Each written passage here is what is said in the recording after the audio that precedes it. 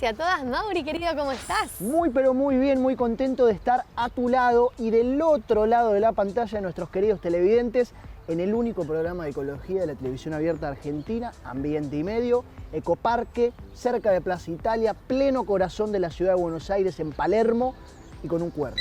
En sus casas, ustedes, de donde están cómodos, tranquilos, se acercan el celular a la pantalla y pueden adentrarse en el mundo de información ambiental, de periodismo ambiental que tenemos para compartirles. El vasto, extenso e infinito mundo de información que propone Ambiente y Medio. Así es. ¿Qué tenemos hoy para arrancar? Bien, perfecto. Estuve de viaje. Bien, ¿por dónde estuviste? Estuve en la queridísima y entrañable costa atlántica que despierta algunos sentimientos encontrados. ¿Por qué encontrados? Y porque hay gente que no, que el agua fría, que en invierno está frío. Yo amo con toda mi alma la costa atlántica. Amamos nuestra costa, Por cada supuesto. uno disfruta de lo que tiene y nosotros tenemos una costa increíblemente hermosa a pesar de su viento. Digamos. Me alegra que coincidamos, me alegra. Como siempre. Hay un poco de viento, hubo un poco de viento en donde estuvimos, que es precisamente en Mar Chiquita. Fuimos a conocer la famosa y única albúfera que tiene la Argentina. ¿De qué se trata? Te iba a preguntar, pero mejor lo vemos, ¿no? Vamos a decirle que también está en el informe, pero me encanta el término que yo inventé, A ver, que es un pedazo de mar separado del mar. me encanta, una definición muy clara. Muy clara. Bueno, no sé si tan clara, pero seguramente empecemos a disipar algunas dudas en el informe y también prestar atención al nombre del lugar al que fui y de lo que estoy hablando. ¿Mar chiquita? ¿Será un mar chiquito? Ah. No sabemos, lo veremos. Bien, ¿vos qué tenés? Bien, viste que hace un tiempo que empezó a hablarse mucho, porque empezamos a usar mucho la inteligencia artificial y se viralizó un poco el impacto ambiental que tiene la inteligencia artificial. Cosa que me gusta destacar, ¿no? Es la primera vez que ante un consumo tan masivo, lo primero que sobresale es el dato de impacto ambiental. Eso me parece buenísimo. Pero justamente queremos saber qué significa el impacto ambiental. ¿Cómo estamos usando esta herramienta tan importante que claramente llegó para quedarse, no se va más la inteligencia artificial de nuestras vidas? Y es una herramienta también muy práctica, muy útil, que está bien que aprendamos a usarla. El punto es, bueno, ¿cómo usamos? Siempre que hablamos de consumo responsable, forma parte de todo esto de preguntarnos cómo consumimos cada una de las cosas que nos atraviesan en nuestro día a día. Hay un consumo responsable de las IA. Y por lo pronto deberíamos empezar a plantearlo. Explorarlo por lo menos. Exactamente. Porque hay una problemática muy clara que tiene que ver con los sistemas de refrigeración de las inteligencias artificiales. Tal cual. El impacto que tiene el uso de esta herramienta es significativo, entonces está bueno que empecemos a entenderlo y tomar decisiones más conscientes, que es lo que buscamos siempre. Muy bien, me parece muy bien. Si hay algo que me ha acompañado durante toda mi vida, además de mis padres, de Racing Bien. y de alguna que otra cosa más, son los dolores de cabeza. Sí, un malestar que nos atraviesa a casi todas las personas, digámoslo.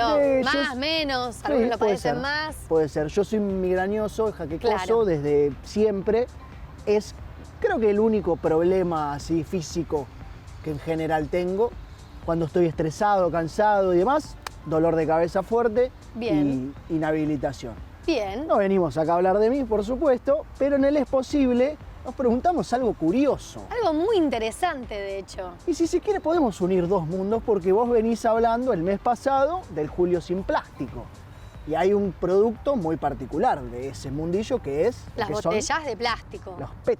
Las botellas PET, Bien. exactamente. ¿Existe algún vínculo que nos permita, a través de las botellas de plástico, resolver esta problemática de los dolores de cabeza? Lo veremos.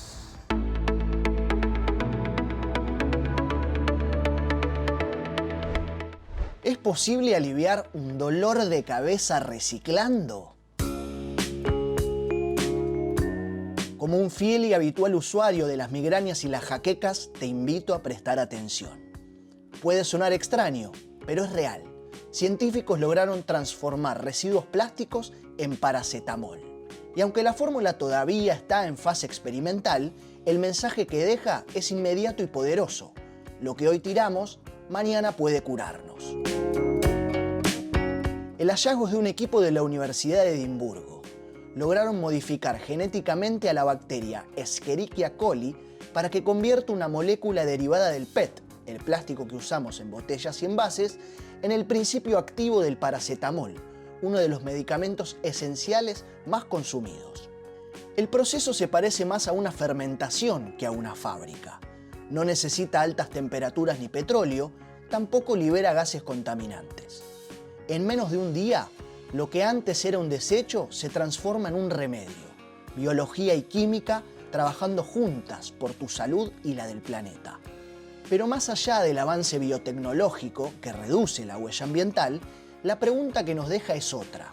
¿Cuánto plástico podríamos evitar que termine como basura si separáramos mejor nuestros residuos?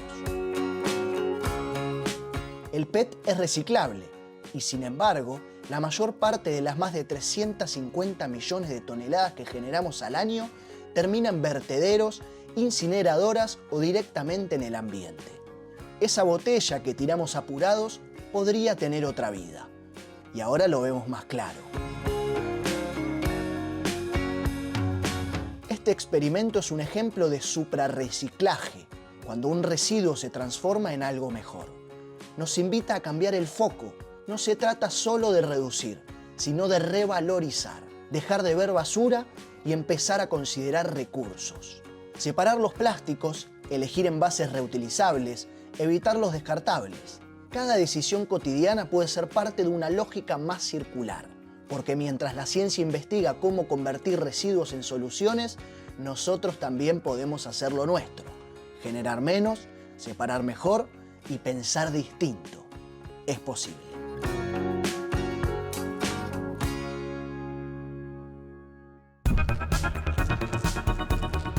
¿Alguna vez te preguntaste cuánta energía se gasta cuando le pedís a una inteligencia artificial que te escriba algún texto o te genere una imagen?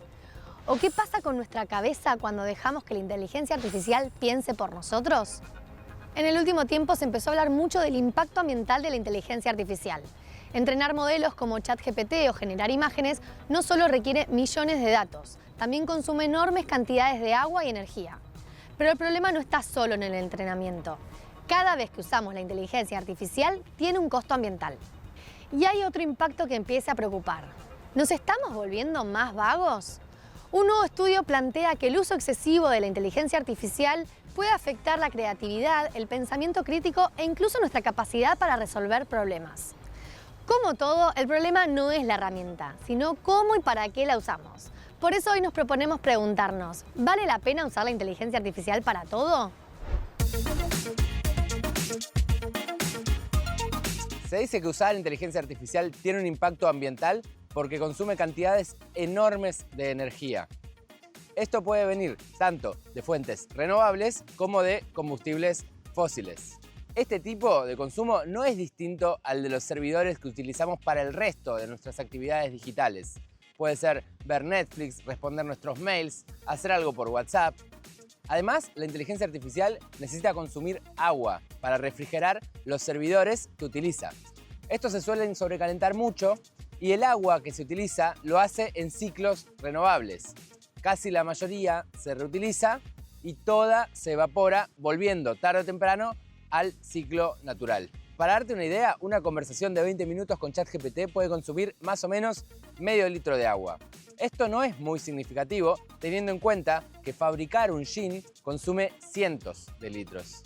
Pero volvamos a las emisiones. Hay dos etapas en las que la inteligencia artificial podría llegar a emitir gases de efecto invernadero. El primero es en la fabricación de estos servidores, que se utiliza silicios, metales raros y mucho, pero mucho cemento. Todo eso emite hoy de manera inevitable gases de efecto invernadero. La segunda etapa es en el consumo habitual, que es toda la electricidad que se necesita para hacer funcionar a todos estos grandes centros de cómputos. Si bien es cierto que mucha de esta energía viene cada vez más de fuentes renovables, el mix no es 100% así.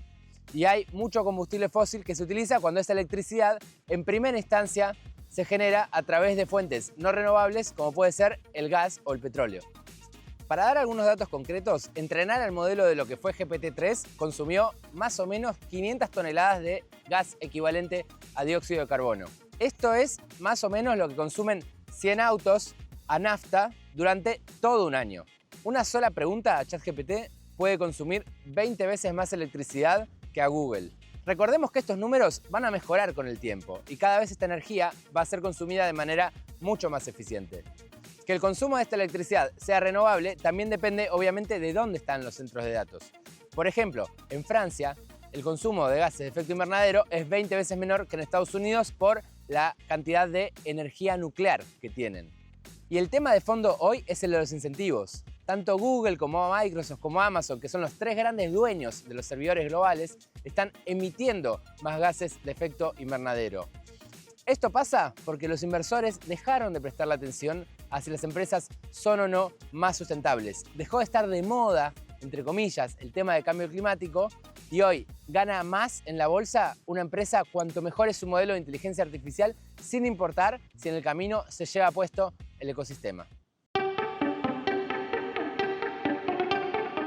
Y si vamos un rato al tema de la inteligencia artificial con respecto a la creatividad, yo creo que es una de las grandes oportunidades de la historia de la humanidad. Hoy una persona desde su habitación puede generar una película. Está bien que los modelos todavía no son perfectos, pero están avanzando cada vez más rápido. Se pueden generar canciones sin tener habilidades. Y esto puede ser una gran oportunidad o lo peor que nos pasó como humanidad. ¿Por qué? Porque con nuestra imaginación nos basta para generar cosas increíbles. Pero también está demostrado que el uso excesivo de la inteligencia artificial, no para apoyarse, sino para hacer la generación directa de contenido, nos atrofia, arruina nuestra capacidad como humanidad de pensar, y las pruebas de inteligencia como las PISA ya vienen dando peor desde el 2015 a la actualidad. Claro que todo eso no es atribuible únicamente a la inteligencia artificial, sino que empezó a aumentar con el uso del smartphone. Pero la inteligencia artificial no hace más que agravar todos estos factores. A la hora de usar la inteligencia artificial, es muy importante que tengamos en cuenta si realmente nos está ayudando o si lo hacemos simplemente para sacarnos el problema de encima. Mientras lo uses para apoyarte, mientras el proceso creativo sea previo a meterte con la herramienta y mientras lo incorpores a tu proceso de producción, es probable que logres unos resultados muchísimo mejor que sin utilizarla. Entonces, la inteligencia artificial no es invisible. Tiene una huella tanto en la electricidad como en el agua como en nuestros cerebros. Pero utilizada eficientemente puede ser lo mejor que nos pasó como humanidad. De nosotros depende que así sea. La inteligencia artificial llegó para quedarse, pero no todo lo que puede hacerse necesariamente debe hacerse. Como ocurre con cualquier tecnología, su impacto va a depender de cómo la usemos. Si la aplicamos de forma masiva, sin pensar, para tareas banales o por pura comodidad, el costo puede ser más alto de lo que creemos. Cuando hablamos de repensar nuestros consumos, también nos referimos a esto. Implica preguntarnos para qué usamos herramientas como la inteligencia artificial, si nos facilitan la vida o nos están quitando la oportunidad de pensar por nosotros mismos. El punto no es ir en contra del avance tecnológico. La idea no es apagar la tecnología, sino en todo caso, encender nuestro criterio.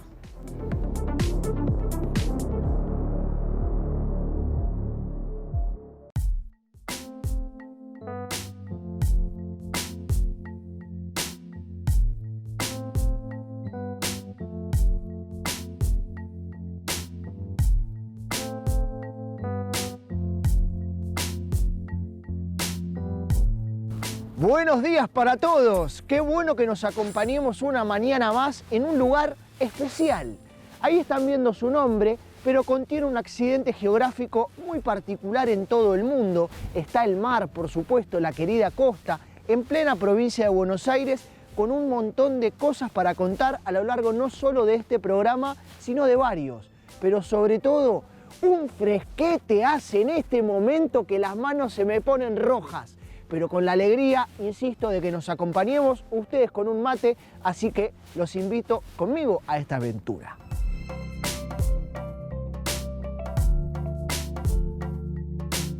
Primero que nada y antes que todo me van a tener que disculpar por la excesiva cantidad de prendas que llevo puesta, pues hace mucho frío y además por el viento vamos a culparlo y que los cabellos están un poco más largos, el desprolijo peinado. Pero lo importante es contar qué estamos haciendo acá en Mar Chiquita. Fuimos invitados, manejamos desde Buenos Aires toda la noche, mentira, pero sí un poco, para poder participar 3 y 4 de julio en este plenario con diferentes expertos, representantes, expositarios sobre la importancia de las albúferas. Así que vamos a hacer una recorrida en la ciudad de Mar Chiquita contando qué es una albúfera y luego participar del mencionado plenario.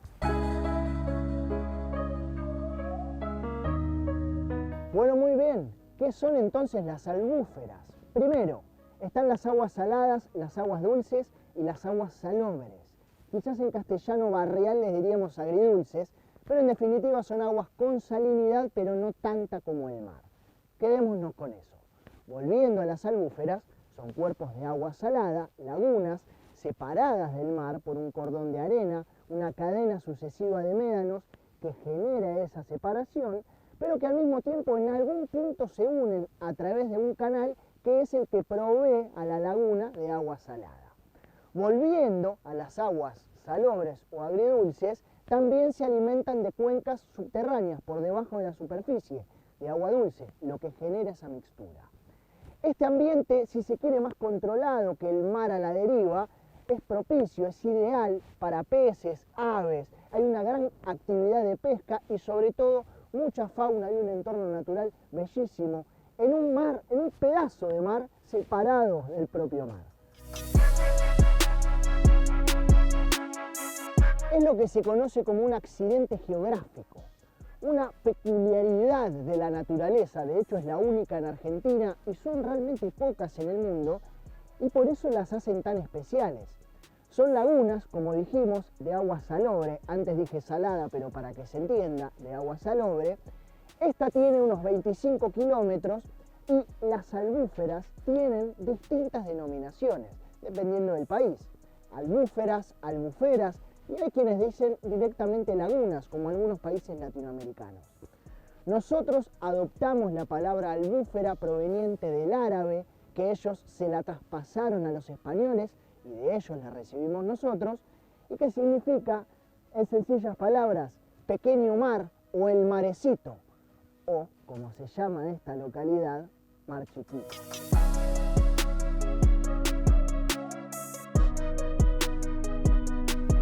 Las reservas de la biosfera o reservas de biosfera son territorios cuyo objetivo es armonizar la diversidad biológica y cultural, el desarrollo económico y social a través del contacto y la relación entre las personas y la naturaleza.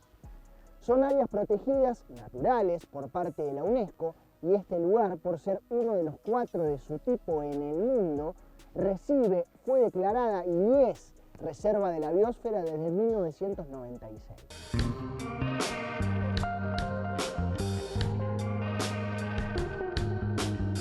En este lugar, en el Centro de Atención al Visitante de Mar Chiquita, el año pasado, en noviembre, se celebró el primer encuentro iberoamericano de albúferas. Ciudades de nuestro continente que como Mar Chiquita contienen albúferas. Hoy hay una suerte de continuación de eso con este plenario, 3 y 4 de julio, con el apoyo del Banco de Desarrollo de América Latina y el Caribe y sobre todo con la red de biodiversidades, red de ciudades, valga la redundancia, que contienen características naturales únicas, accidentes geográficos, como por ejemplo la albúfera, particulares, y que trabajan en conjunto para poner en valor estos ecosistemas y proteger a su biodiversidad. Estamos por presenciar en un plenario que se llama Programa de Gobernanza y Hábitat de los Corredores Biológicos, la albúfera y los humedales de Mar Chiquita. Y estamos trabajando en conjunto con asesores técnicos del Instituto Humboldt de Colombia en esto que nos congrega hoy, que es un encuentro multisectorial. Así que estaremos trabajando en pos de mejorar la visión sobre el sitio estratégico y que además tiene como objetivo primordial el encuentro para una visión de futuro de Mar Chiquita y sobre todo también a nivel regional, de lo importante que es la albúfera, en cuestiones también de cambio climático y de sostenimiento de los humedales. Así que es muy importante que el objetivo primordial sea la conservación, pero también el desarrollo sostenible a través del turismo, a través de la producción, del comercio, de la gastronomía y por supuesto de las actividades deportivo-náuticas y la pesca que están dentro del marco del espejo de agua de la albúfera.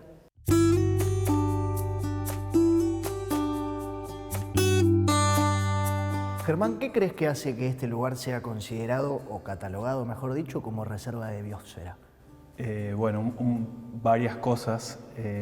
Un poco tiene que ver con el ecosistema en sí. Es un ecosistema muy particular, por ser una albúfera, por tener una barrera de médanos, una de las últimas barreras de médanos importantes que quedan en la costa de la provincia de Buenos Aires, pastizales pampeanos. Un poco tiene que ver con eso, con lo ecosistémico, pero también tiene que ver con los usos y actividades que hay en el lugar, que es una particularidad esta de las reservas de biosfera, que están dentro de un programa que es El hombre y la biosfera y tiene que ver con esto un poco, con la relación humana y con lo ecosistémico.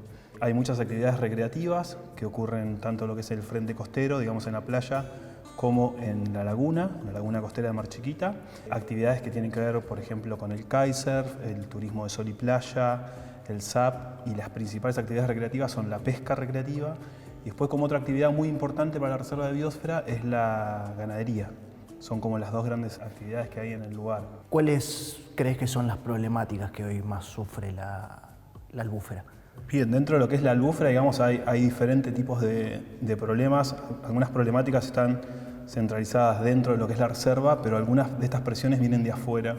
Parte de las presiones que vienen de afuera tienen que ver con el uso de agroquímicos en el sistema, digamos, agrícola que está en la cuenca de Mar Chiquita, que eso drena hacia la laguna. Después hay problemáticas que tienen que ver con los residuos. Muchos de los residuos derivan de las actividades recreativas que ocurren en el lugar, pero muchos vienen también por deriva de lo que es la ciudad de Mar del Plata. Nosotros estamos, digamos, trabajando con todo lo que es el sistema socioecológico de las pesquerías. Venimos con un proceso que tiene que ver con la co-creación de pautas de comanejo para la pesquería. Y en este proceso fuimos haciendo diferentes talleres. Los primeros talleres fueron cartografías colectivas, donde trabajamos con los pescadores recreativos, con investigadores, con ONG, con la Sociedad de Fomento de Mar Chiquita. Nosotros estamos convencidos que los problemas, digamos, de conservación que hay en este lugar y en otros son problemas, no dejan de ser problemas sociales. Entonces todo lo que lo trabajamos desde una perspectiva socioecológica.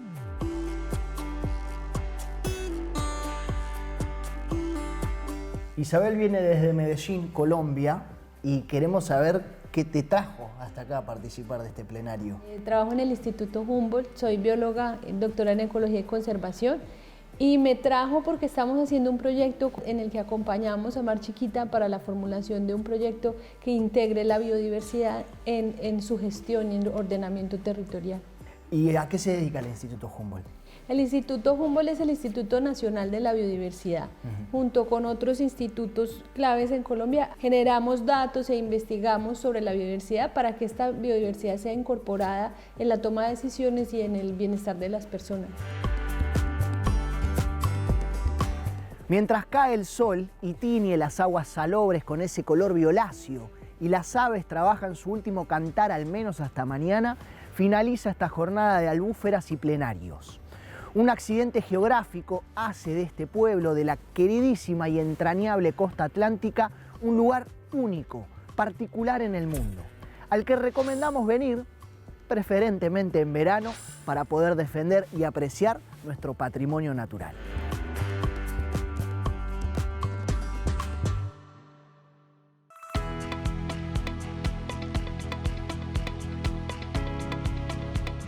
Se viene la mejor sección del mundo. Bueno, quizás es un poco exagerado, pero es una de las mejores. De nuestras favoritas, es seguro. Ahí va, mejor dicho, el consultorio de dudas existenciales. Perfecto. Hoy vamos a hablar quizás del consultorio más necesario de todos. ¿Qué sería? Importante. ¿Cuál es el mejor animal del planeta? Uf, está bien, es un muy buen consultorio porque es una pelea que acá nos empezamos a matar. A vos te gusta mucho el elefante, ¿no? Pero me gustan los gatos, o sea, los felinos. El consultorio de hoy se pregunta cómo los gatos han llegado a ser animales de compañía. Y se los dedico con todo mi corazón porque los amo con toda mi alma. Yo también. Son pequeños pumitas, ¿viste que? Pequeñas panteritas sí, que uno tiene en un departamento de 2 ambientes. Eso es un gato. Tal cual. Me encanta, me encanta. Lo vamos a disfrutar un montón. Y además esa independencia, esa distancia que tienen, pero al mismo tiempo... Cariñoso, el ronroneo, ese mix fantástico. De amor-odio. Vamos a ver cómo llegaron a ser lo que son hoy. Perfecto. Bueno, yo no sé si te acordás, pero este año arrancamos con una nota en el emprendimiento que se llama H2 Soap, que nos enseñaba y nos proponía alternativas de productos de limpieza para el hogar sin químicos, productos más sostenibles para poder limpiar todo lo que tengamos que limpiar en nuestra casa, desde los pisos hasta la heladera, hasta los vidrios, la ropa, los platos. Todo sin químicos. De manera más sustentable. Exactamente, y esa nota tuvo muchísima repercusión. Nos siguieron preguntando a través de redes, hicieron un montón de preguntas y dijimos, ¿por qué no les enseñamos y nosotros también aprendemos de paso cómo usar estos productos? ¿Cómo podemos ir lavando y limpiando cosas cada vez con menos químicos, de una forma más consciente y responsable? Realmente ha generado mucha repercusión porque me han preguntado. ¿Viste? Nos han preguntado a todos juntos por separado.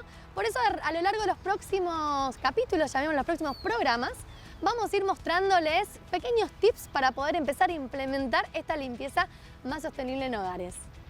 Así como uno puede implementar la limpieza sostenible, también puede implementar el turismo sostenible. Me gusta.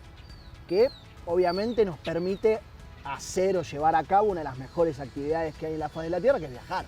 Disfrutar sin poner en riesgo aquellos lugares que visitamos. Conocer otras culturas, otros lugares, otras naturalezas, pero haciéndolo de una manera que sea amigable y empática con el planeta. A eso nos invita la entrevistada de hoy, Camila Ibarra.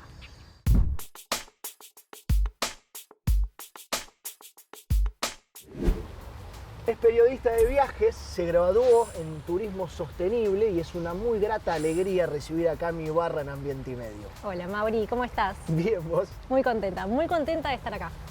Queremos saber sobre todo el origen, cómo nace la Cami viajera y sobre todo el propósito que te fue llevando a hacerlo de manera sostenible.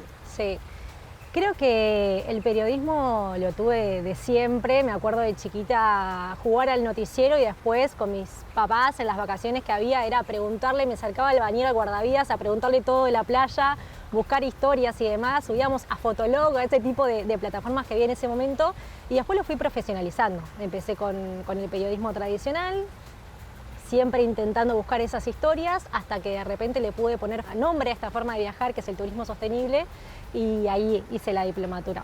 Es una forma que no solamente tiene en cuenta lo que es la actividad económica y al viajero, sino también que tiene en cuenta al entorno y a las personas que viven ahí. Entonces es como un enfoque más integral de lo que es la forma de viajar. Se sostiene que si se preserva mejor el lugar, genera mayores ingresos durante más tiempo y más se beneficia también la gente que vive ahí. ¿Qué consejos prácticos le darías a alguien que quiere seguir disfrutando de viajar, pero al mismo tiempo quiere hacerlo reduciendo su huella? Hay un montón de cosas y que encima son súper fáciles y que las podemos aplicar. Por ejemplo, antes de viajar podemos pensar, frenar la pelota y decir ¿a dónde realmente quiero ir? Pasa mucho también después de la revolución industrial, si nos remontamos muchos años atrás, que siempre nos dijeron en qué momento tenemos vacaciones y a dónde tenemos que ir. Entonces, como bueno, ahora tenemos un montón de herramientas para poder pensar realmente a dónde y cuándo, que también pasa mucho esto de viajar todos en el mismo momento que es en la temporada alta. Y de repente los destinos están buenísimos también en temporada baja para que podamos disfrutar y le damos la oportunidad a las comunidades que viven ahí de que sigan generando ingresos también. A la hora de armar la valija, ¿no? A veces decimos como, bueno, un look por día, llenamos la valija, cuanto más pesado es nuestro equipaje, más combustible se gasta.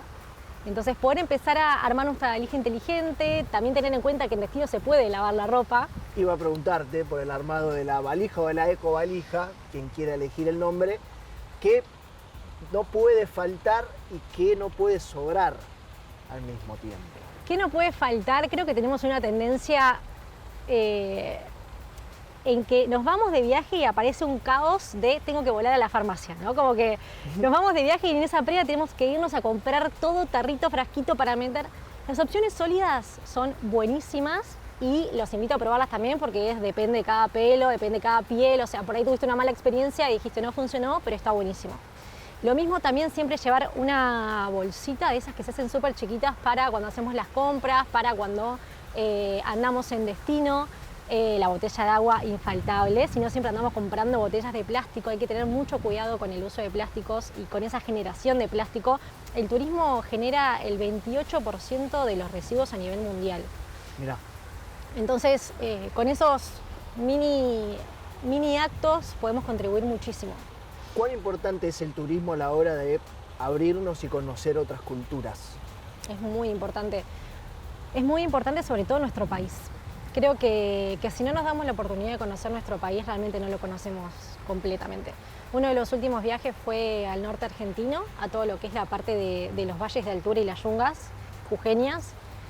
Y ahí es donde realmente uno conoce y entiende cómo es su cultura. Si nos vamos un poquito más arriba, también está la ciudad sagrada de los Quilmes. Fantástico lugar. Es fantástico el lugar. Si todavía no fueron, por favor, anótenselo ya para ir. Pero algo súper interesante de eso es que ahí es donde está realmente nuestra historia. Los Quilmes fueron los que más resistieron a la conquista española durante más de 130 años. Y lo que pasó fue que un día realmente no aguantaron más porque llegaron con caballos, con armas, pero fue tanta la valentía que para castigarlos lo que hicieron fue hacerlos caminar hasta lo que hoy es Quilmes de Gran Buenos Aires.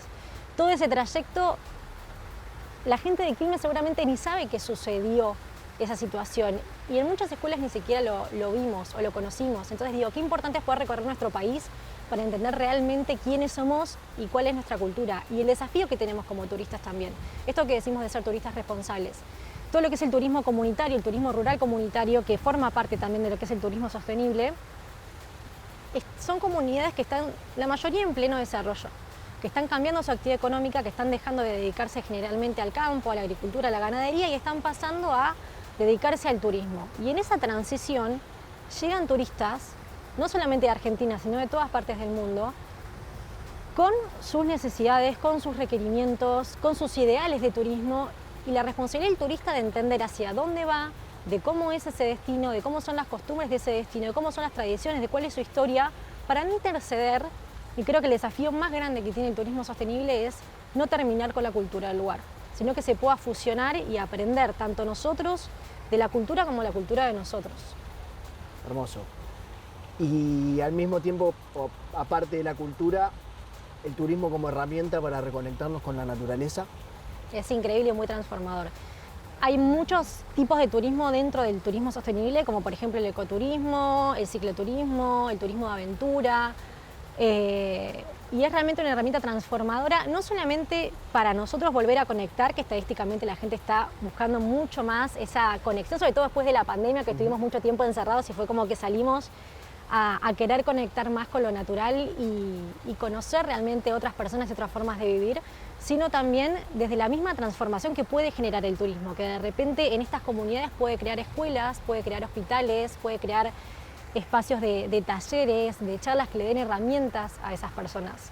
Más del 86% de los argentinos queremos viajar de forma más sostenible, pero el 52% si se le complica un poco ya, bueno, no pasa nada, no es prioridad. Entonces digo, como que existe algo de querer, pero por ahí todavía de no saber cómo. Hay muchas formas, hay hotelería sustentable, hay una ecoetiqueta que se llama Hoteles Más Verdes, que tiene como diferentes niveles y los hoteles van camino hacia la sustentabilidad cumpliendo diferentes requisitos.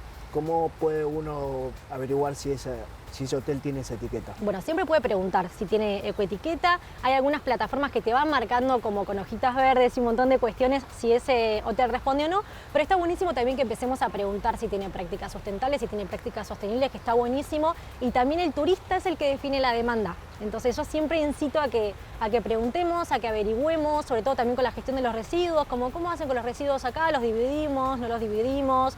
Eso también, hablando de los residuos que estábamos charlando recién, hay que tener mucho cuidado si vamos a una isla, a una playa o a estos pueblos que hace poco están conectados por ruta. Bueno, si vemos que ahí no hay un sistema de recolección de basura, hay que cargarlos en la mochila y llevarlos al próximo pueblo al que vamos. Entonces, como un montón de prácticas que son muy sencillas y que las incorporamos a nuestros hábitos día a día y realmente cambian la forma de viajar, no solo para que nosotros podamos disfrutar de ese destino, sino también nuestros hijos, nuestros nietos y todas las generaciones que vengan. Última, me nombraste a la ciudad sagrada de los Quilmes. Danos 2 destinos más que te hayan volado la cabeza y que no nos podemos perder y que sean poco conocidos, todo eso. Bueno, voy a nombrar uno más del norte argentino porque siento que ahí la cultura está todavía muy arraigada y que es tiempo de ir, y sobre todo con mucha responsabilidad, que es Santa Ana, que ahí vi el amanecer más lindo del mundo y es nuestro, es argentino.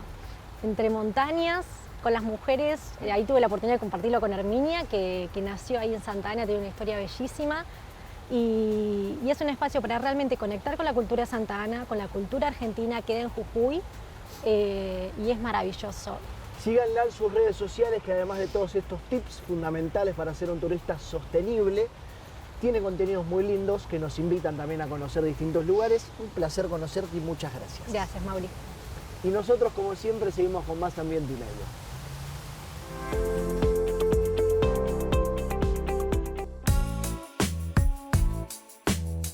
Cada tanto en Ambiente y Medio retomamos un tema que nos interpela a todos: la limpieza del hogar y el impacto ambiental de los productos que usamos.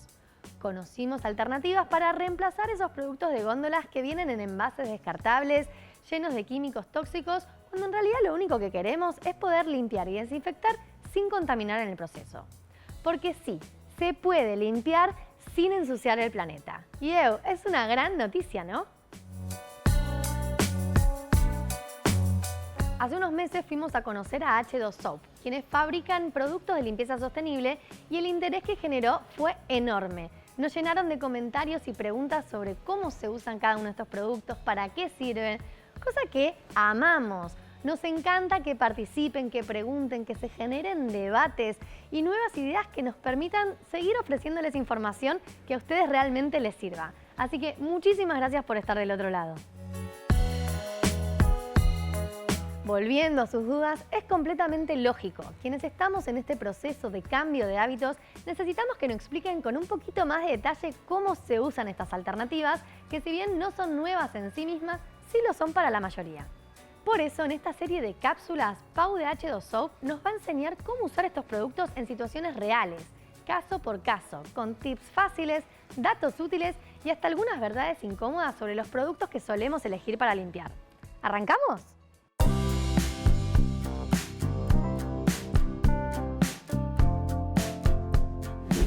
Vamos a comenzar esta serie de limpieza sostenible con uno de esos electrodomésticos que la mayoría limpia mucho menos de lo que admite. A mí no me van a mentir, ¿eh? Sí, estamos hablando del microondas. Ese gran olvidado que usamos todos los días, pero no limpiamos casi nunca. Por suerte, la tenemos con nosotros a Pau de H2Soap para mostrarnos cómo limpiar el microondas no tiene por qué ser un sufrimiento. Al contrario, puede ser algo fácil, rápido y sin llenar todo de productos contaminantes. Bueno, tal cual. En H2Soap trabajamos para hacer productos biodegradables, veganos, cruelty free y que además obviamente funcionan. Con todos nuestros productos puedes reemplazar todas las cosas que usás para limpiar tu casa, tu ropa, tu cocina y hacerlo de forma sustentable y menos dañina para el medio ambiente y por supuesto para uno. Hermoso. Y para limpiar el microondas, ¿qué productos vamos a necesitar? Bueno, vamos a usar nuestro multisuperficie desengrasante, que es ideal para baño, cocina y además desinfecta. Vas a necesitar guantes, un trapito, microfibra y una esponjita. Y el caballito de batalla que va a aflojar toda la suciedad es el ácido cítrico. Ahora les vamos a mostrar cómo y cuándo se usa. Bueno, ¿empezamos? Dale, mira.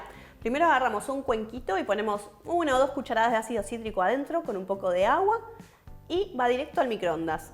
Cerramos la puerta y lo que vamos a hacer es ponerle 3-4 minutos a máxima potencia. ¿Por qué? Porque yo quiero que hierva y que se llene las paredes del microondas de agua con ácido cítrico. Esto va a aflojar todas las grasas.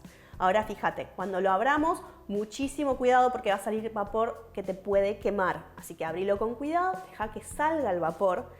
Y ahora vamos a, con guantes, sacar el platito, la ruedita, las cositas que vamos a lavar en la bacha. Mientras esas cosas se enfrían, agarramos un trapo y se limpia. Fíjate qué fácil que sale todo. Realmente casi que no hay que fregar. Después de limpiar el interior, lo dejamos un poquito entreabierto y limpiamos todo el exterior con multisuperficie desengrasante desinfectante H2Soap para que quede limpio, brilloso y pristino. Finalmente vamos a la bacha y con detergente lavamos el platito, la ruedita y cualquier otro elemento extra. Lo secamos y armamos todo de nuevo. Y mirá qué lindo que quedó. ¿Vieron qué fácil? Con un poco de ácido cítrico y el limpiador multisuperficie de H2Soap, el microondas queda impecable, sin esfuerzo y sin necesidad de usar químicos agresivos. ¿Les dieron ganas de probarlo? Anímense y después nos cuentan cómo les fue.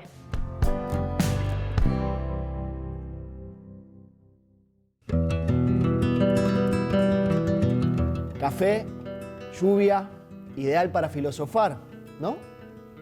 Enigmáticos y observadores de lo insólito, símbolos de una libertad sin restricciones. independencia, autonomía para ser capaces de elegir su propio camino sin necesidad de ser domados ni sometidos.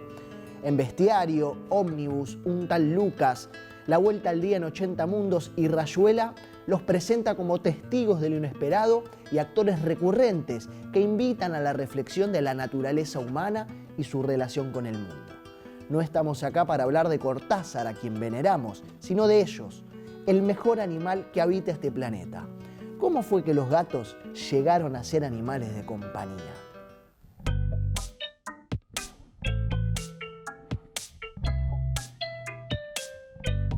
Una historia que abarca miles de años y que está profundamente enlazada con la civilización humana.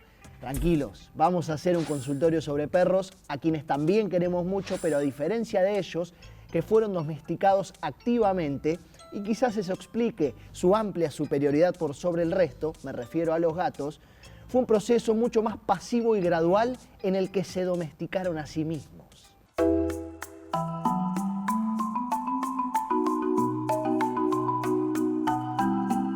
El Creciente Fértil, región que hoy abarca partes de Egipto, Israel, Palestina, Siria, Irak y Turquía.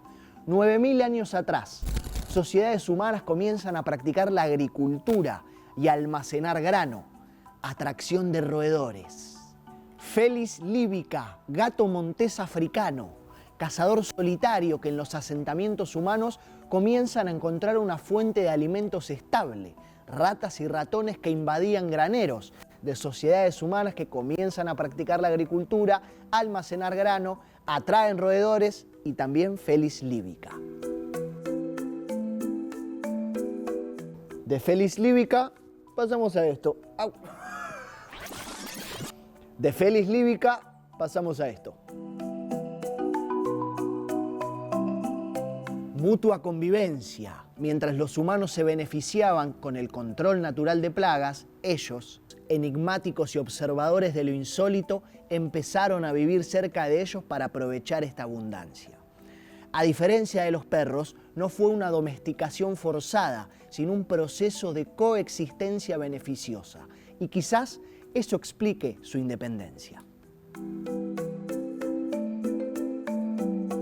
5000 años después, o 4000 años atrás, empiezan a dejar su valoración como meramente cazadores para pasar a ser endiosados, asociados con Bastet, diosa de la protección, la fertilidad y el hogar. Comienzan a habitar dentro de las casas, a ser representados en el arte egipcio y a ser considerados como un animal sagrado. Y lo sagrado es sagrado, relacionado con la divinidad y objeto de culto, que se lo vincula con fuerzas sobrenaturales. Así lo consideran en el Islam y en el Egipto. La expansión de imperios, como el romano, que también los apreciaba como guardianes contra plagas, y a través del comercio fueron recalando en Europa y en Asia, y especialmente en China y Japón, adquirieron connotaciones espirituales y de buena suerte.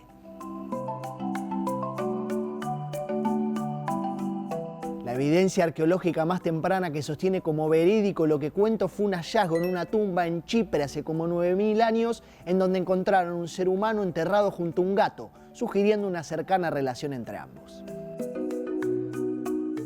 Edad Media, y atentos a este dato. De útiles cazando ratones a sospechosos. ¿Quiénes? Los gatos. Todos los negros. Asociados con la brujería y el demonio, a partir del siglo XIII se expandió la idea de que eran compañeros o mismo encarnaciones del diablo. Brujas o familiares, espíritus ayudantes, podían transformarse y adoptar forma felina. En 1233, el Papa Gregorio IX, en la bula Vox in Roma, asoció explícitamente a los gatos con rituales satánicos.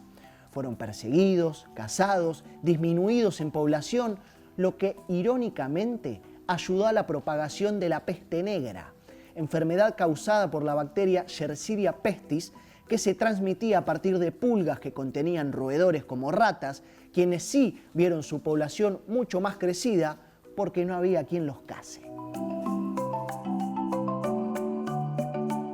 En la edad moderna y contemporánea, con el paso del tiempo se recuperaron y se rehabilitaron en la cultura europea, sobre todo a partir del siglo XVII y XVIII.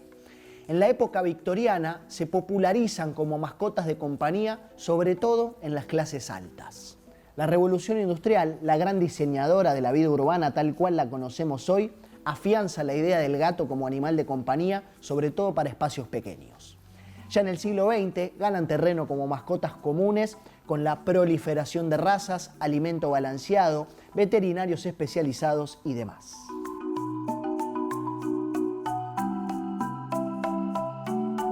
En resumen, pasaron de ser cazadores solitarios a mascotas de compañía a través de un proceso de adaptación más gradual y de mutua convivencia con nosotros, los humanos, culpables de todo.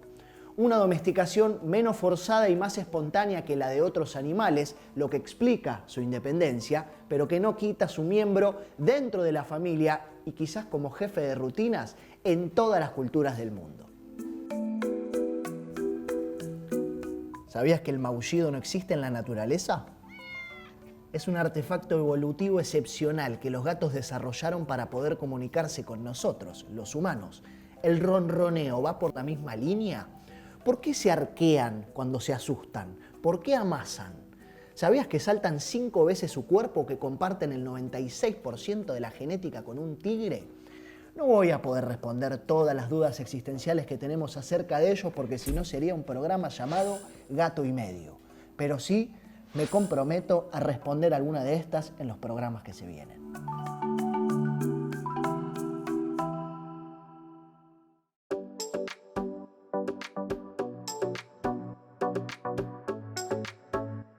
Le Maison de Petit Cubé. Ah, la flauta, esa no te la esperabas, ¿eh?